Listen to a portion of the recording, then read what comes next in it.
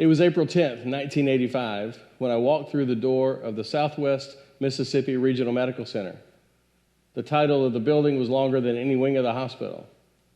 It was early in the evening, and a baby was on the way. My first child, Lindsay, would be born around 8 a.m. the next morning. When the nurse put her in my arms, two things were crystal clear in my mind. Number one, some guy will come along someday and take her away.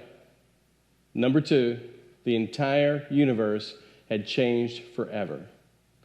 I walked out that door 14 hours later. My life had gone from one thing, husband, pastor, friend, to another, father. I have never experienced a more powerful doorway again. By the way, a guy named Joseph did come along to marry Lindsay, but he didn't take her away. Doorways have long depicted transitions, moving from the known to the unknown. There are examples in literature of doorways leading to magical worlds or an uncertain world. C.S. Lewis told us of the doorway to the amazing world of Narnia. J.R.R. Tolkien used the round wooden door of Bilbo Baggins as a rallying symbol. And Stephen King created suspense with doors in the Dark Tower series. About 16 years ago, when Lainey and I came to First Christian Church, we met a man named Fay Watson. Fay Watson was the doorman. He stood at the entryway to the sanctuary and greeted people, gave kids candy, and occasionally, if he thought you worthy enough as an adult, he would treat you like a child too and give you a piece of candy. Fay knew that that door was more than an entry point or an exit to a building. Fay knew that when people walked through that door, their universe could change forever. Beginning today and for the 3 weeks to follow, we'll take a look at 4 interesting characters in the Bible. 4 people who were not nobility or recognized as leaders, but people who played key roles in critical moments of transition for God's people.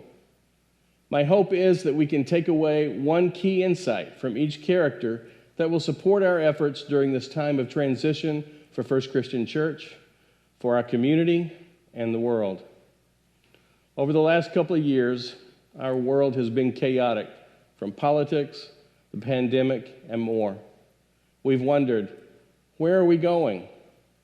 Who do we believe? What do we believe? What do we really want? How do we survive? The landscape has been continually changing. It's not much different than what the Hebrew people were experiencing some 3,500 years ago. They were all very tired of the travel. They had experienced pandemics. Their daily routines had been forever altered. They no longer felt safe around some people.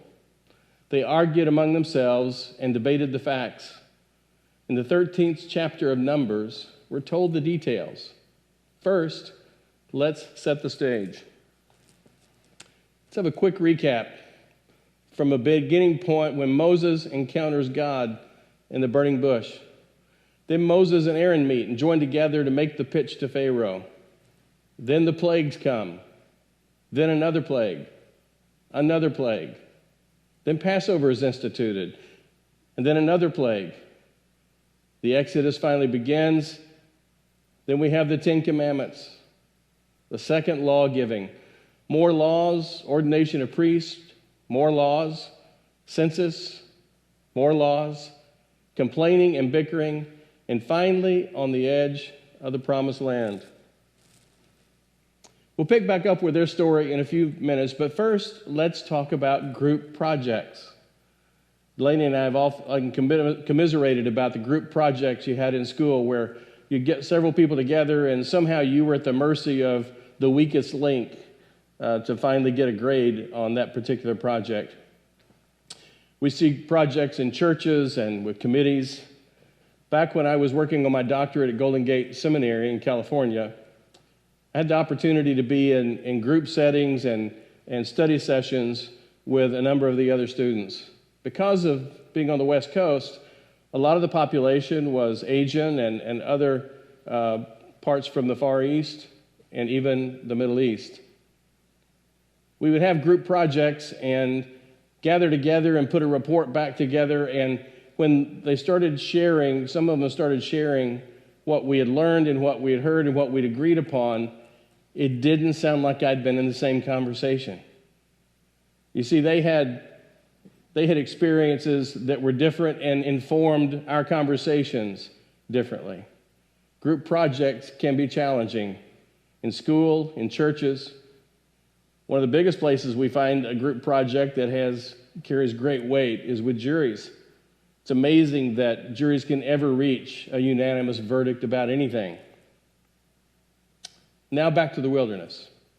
Caleb and the group I call the Grasshoppers were given the ultimate group project, the ultimate church committee assignment. Caleb and 11 others were selected by Moses to go spy out the territory God had promised his people. Moses told the spies to perform careful due diligence.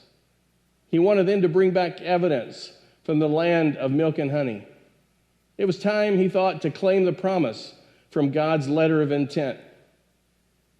After 40 days of careful evaluation, turning over every leaf and taking stock of the entire opportunity, the spies returned.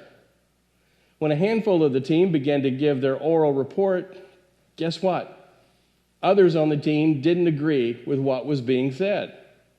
Isn't that amazing? Well, not so much. You've probably seen the same thing happen at work, at home, or even at church.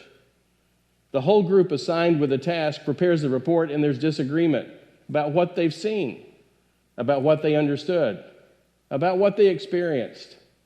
You ask yourself, seriously, how can he say that when we both know that it wasn't like that? Or how can she believe that when we both saw the same thing? Remember this? These two dresses, blue and black, or gold and white, rocked the world in 2015. In February of 2015, this picture went on social media, and in 2 days, over 4.4 million people tweeted about the dress. I don't remember at the time which color I saw, because right now I'm looking at the picture and they're both provided. But it's interesting how everyone saw something a little different. Pascal Wallish is a professor at NYU and said this to describe this phenomenon. It is well known that in situations like this, where it faces profound uncertainty, the brain confidently fills in the gaps in knowledge by making assumptions. Usually its assumptions are based on what it has most frequently encountered in the past. In other words, in my words, we all see things differently. That was the case with Caleb, Joshua, and the Grasshoppers. When the team returned, most of them began reporting that God was right. Their due diligence verified what God had represented. It was indeed a land flowing with milk and honey, a land of great abundance of fruit, animals, and rich land for planting. But, as is often the case, the team's due diligence found some surprises. The biggest surprise, literally, were the inhabitants of the land. They said the cities are large and fortified, and the people are powerful and huge. And the final statement in their report, the clincher, was this: we seemed like grasshoppers in our own eyes, and we looked the same to them. Well, this grasshopper faction had stirred the crowd, and the people were becoming very disturbed about the whole idea of this promised land. Let's go back, they said. If only we had died in Egypt. If only we had died in this wilderness. Let us appoint a leader and head back to Egypt. Well, like these people, we look back through the door thinking we can reclaim familiar ground. The truth is, we can't ever step again for the first time on ground we've left behind. If only is a dangerous diversion. When we hope to God for what isn't, we sacrifice experiencing God in what is. While all of this was stirring up the people, Caleb and his friend Joshua looked around and said, "Hold on a minute. We were part of the same group project, the same committee, and that's not what we agreed to report." They took the stage and described the land exactly as the grasshoppers had, flowing with milk and honey, abundant with fruit and rich soil, and the Lord is with us. Don't be afraid. The Lord will give this land to us. God was standing by watching this unfold, and he was not happy. Only 2 of the 12 committee members saw the full picture.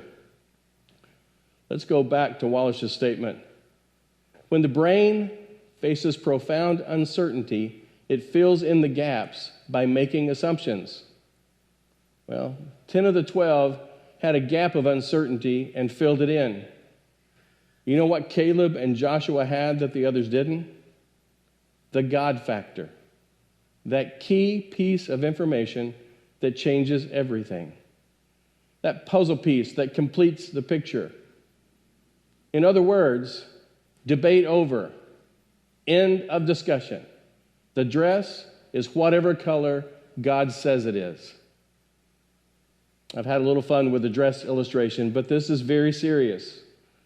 Navigating transitions and leaving out the God factor changes everything. It changes our point of view. In recent years, point of view videos and pictures have become the hot item on social media. Here's an example. Looks pretty scary to me. And that opportunity to see from the person's point of view has taken hold on social media, creates a different perspective of pictures and images and videos. 15 years ago, I was working with a team of inventors to create video technology that made it possible for a viewer to add comments at specific moments into a video image.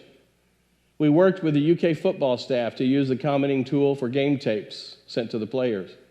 We conducted a pilot project with JCPS, incorporating the tool into videos for peer review and coaching.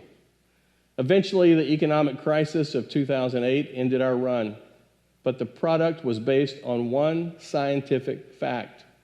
We really do see things differently. I see colors differently than you. I see sizes and shapes and position of things slightly differently than you. In other words, if our eyes were cameras, the videos would vary slightly from one person to the next. In living life, it's the God factor that sharpens our vision. What is the God factor? It's simple, really. It's knowing God in a way that leads to doing. Knowing God in a way that leads to doing. Caleb said, "The Lord is with us. He will give us this land." In one of the letters that Paul wrote to Timothy, he put it this way: God gives us a spirit of power, of love, and self-discipline. For Moses and the tens of thousands of other adults, they would die in the wilderness. Caleb and Joshua would be the only ones that the generation allowed into the promised land 40 years later. In fact, it would be Joshua to whom God hands the mantle of leadership when Moses dies. We're living in major times of transition for our world, our community, and our church. When all of the due diligence is done and it's time to ink the deal, make sure you plug in the God factor into the confusion about science and safety, into the choice between grace and judgment, into the choice between belief and doubt. We're walking through a doorway that leads to a universe that has changed forever. When all is said and done, it's up to us to create the story. And if we do it right, when the story is written about this period of profound transition, it won't be about a person like me or you. It won't be about First Christian Church or a political party or a social movement. The story will be about the God factor that made all the difference, that brought the promised land home to those who believed. Amen.